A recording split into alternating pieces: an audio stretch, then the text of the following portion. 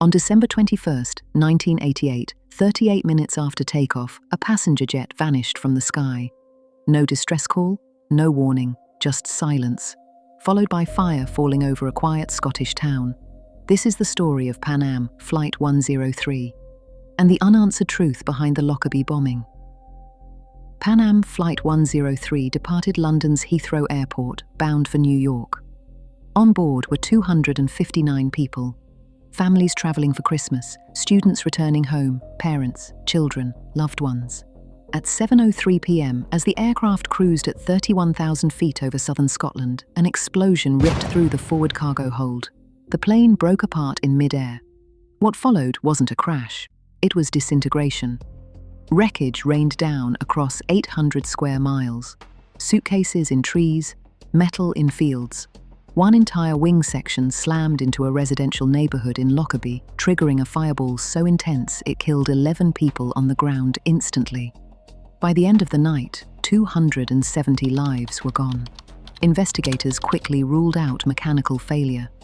This was an act of terrorism. Forensic teams discovered traces of Semtex, a powerful plastic explosive rarely used outside intelligence and terror networks. The bomb had been hidden inside a radio cassette player, packed into a suitcase and placed in the cargo hold. But one fragment would become crucial, a piece of circuit board smaller than a fingernail. That fragment led investigators to a Swiss-made timer sold almost exclusively to Libyan intelligence. The focus shifted quickly. In 1991, 2 Libyan men were charged. Abdelbasset al-Megrahi, a Libyan intelligence officer, and Al-Amin Khalifa Fimar, a former airline station manager. Libya refused to extradite them. Sanctions followed. Years passed, the investigation stalled, until international pressure forced a rare compromise. In 1999, the suspects were handed over.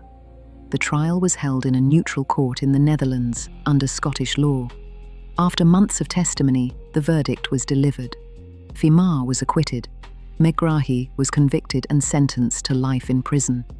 Governments declared justice had been served, but doubt crept in almost immediately.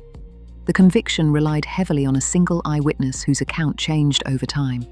Financial incentives to witnesses later emerged. Evidence handling was questioned.